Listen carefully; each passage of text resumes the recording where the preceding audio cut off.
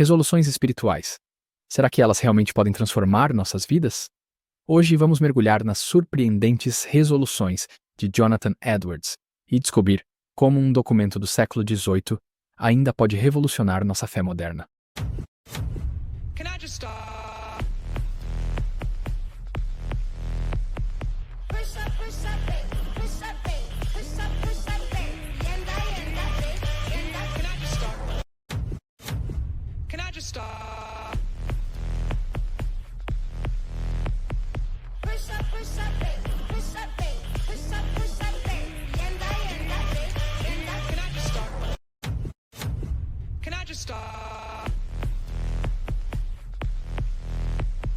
Push up, baby. Push up, baby. Push up, baby. Yenda, baby. Yenda. Can I just start? Can I just stop? Push up, baby. Push up, baby. Push up, baby. Yenda, baby. Yenda. Can I just start? Can I just stop? Jonathan Edwards. O nome me soa familiar, mas não tenho certeza de quem ele é exatamente.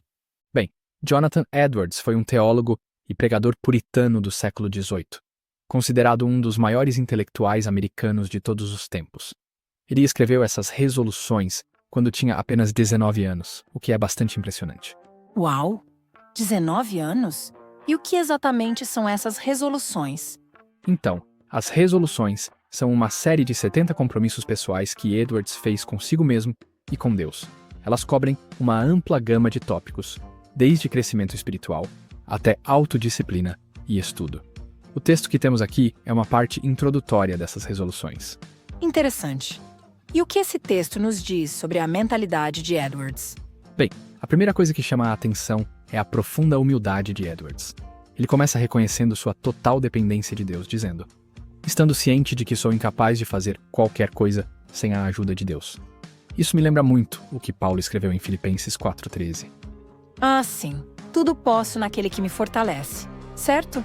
Parece que Edwards estava realmente incorporando esse princípio em sua vida. Exatamente. E não apenas isso, mas Edwards também se compromete a ler essas resoluções semanalmente. Isso demonstra uma disciplina espiritual intensa, algo que vemos em muitos exemplos bíblicos, como Daniel, que orava 3 vezes ao dia. Isso me faz pensar. Como você acha que poderíamos aplicar esse tipo de disciplina em nossas vidas hoje, em um mundo tão cheio de distrações? Ótima pergunta. Acho que parte da resposta está em estabelecer prioridades claras, baseadas em nossos valores e crenças. Edwards claramente tinha uma visão muito focada do que era importante para ele. Sua relação com Deus e seu crescimento espiritual. Talvez possamos começar identificando nossas próprias prioridades espirituais. Faz sentido. E talvez também possamos adotar a prática de revisão regular que Edwards usava. Não necessariamente semanalmente, mas talvez mensalmente ou trimestralmente, para avaliar nosso progresso e realinhar nosso foco. Ótima ideia. E falando em foco, a última resolução que vemos aqui é particularmente poderosa. Resolvi viver usando todas minhas forças enquanto viver. Isso me faz pensar no mandamento de Jesus de amar a Deus com todo o nosso coração, alma, mente e forças. Nossa, isso é intenso. Mas também inspirador, não é? Me faz pensar em como muitas vezes vivemos nossas vidas no piloto automático, sem realmente dar o nosso melhor em tudo o que fazemos. Exatamente. E é interessante como essa resolução de Edwards se alinha com o conceito teológico de mordomia. A ideia de que devemos usar bem os dons e talentos que Deus nos deu, como na parábola dos talentos em Mateus 25. Então você diria que viver com todas as nossas forças é uma forma de adoração? Absolutamente. É como Paulo diz em Colossenses 3:23. Tudo o que fizerem, façam de todo o coração, como para o Senhor, e não para os homens. Viver com todas as nossas forças é uma forma de honrar a Deus com nossas vidas. Isso é profundo. Mas você não acha que isso pode levar a um tipo de exaustão espiritual? Tipo, sempre tentando dar 110% em tudo? Bem, essa é uma preocupação válida. É importante lembrar que usar todas as nossas forças não significa necessariamente estar sempre ocupado ou esgotado. Às vezes, usar nossas forças pode significar descansar adequadamente, cuidar de nossa saúde física e mental, para que possamos ser mais eficazes no longo prazo. Ah, entendi. Então é mais sobre intencionalidade do que sobre atividade constante? Exatamente. Isso nos leva de volta ao início do texto, onde Edwards reconhece sua dependência de Deus. É um lembrete poderoso de que, por mais que nos esforcemos, no final das contas, dependemos da graça e do poder de Deus. Isso me faz pensar. Como podemos cultivar esse senso de dependência de Deus em nossas vidas diárias? Especialmente em uma cultura que muitas vezes valoriza a autossuficiência e a independência. Ótima pergunta. Acho que parte disso vem através da oração regular e do estudo das Escrituras, como Edwards praticava ao reler suas resoluções semanalmente. Mas também acho que envolve uma atitude de humildade e abertura para reconhecer nossas limitações. Faz sentido.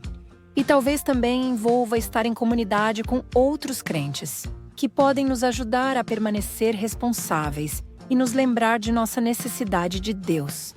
Sem dúvida. A igreja primitiva em Atos nos dá um belo exemplo disso. Eles estavam constantemente juntos, partindo o pão, orando e se encorajando mutuamente. Então, voltando às resoluções de Edwards, você acha que ainda faz sentido fazer esse tipo de compromisso formal com Deus nos dias de hoje? Bem, acho que sim, mas talvez de uma forma um pouco diferente. Em vez de uma lista longa e detalhada de resoluções, como Edwards fez, poderíamos pensar em alguns princípios-chave ou áreas de foco para nosso crescimento espiritual. E talvez revisá-los regularmente como parte de nossa devoção pessoal ou em um grupo pequeno. Isso soa mais gerenciável. Você tem alguma sugestão de como poderíamos começar? Claro, poderia ser algo como escolher 1 ou 2 versículos bíblicos para meditar e aplicar em nossas vidas durante um período específico. Ou talvez identificar uma área de nossa vida onde precisamos de crescimento e fazer um compromisso intencional de trabalhar nisso com a ajuda de Deus. Gosto disso. É como criar nossas próprias mini-resoluções personalizadas, mas mantendo o espírito do que Edwards estava fazendo. Exatamente. E o mais importante é manter esse senso de dependência de Deus que Edwards demonstra. Não se trata apenas de fazer uma lista de metas pessoais, mas de buscar a vontade de Deus e sua capacitação para viver de acordo com seus propósitos. Bem, isso certamente dá o que pensar. As resoluções de Edwards podem ter sido escritas há séculos, mas parece que ainda tem muito a nos ensinar hoje. Com certeza. E acho que é aí que encontramos verdadeira satisfação e propósito na vida. Como Agostinho disse, tu nos fizeste para ti, e inquieto está o nosso coração, enquanto não repousa em ti. Uau, que citação poderosa para encerrarmos nossa discussão. Sem dúvida. Bem, chegamos ao fim de mais um episódio do Gen FM. Esperamos que esta discussão sobre as resoluções de Jonathan Edwards tenha sido inspiradora e desafiadora para vocês, ouvintes. Que possamos todos ser motivados a viver com propósito e intensidade, sempre dependendo da graça de Deus. E lembrando como Edwards fez, de constantemente renovar nossos compromissos e buscar a vontade de Deus em nossas vidas. Até o próximo episódio. Até a próxima.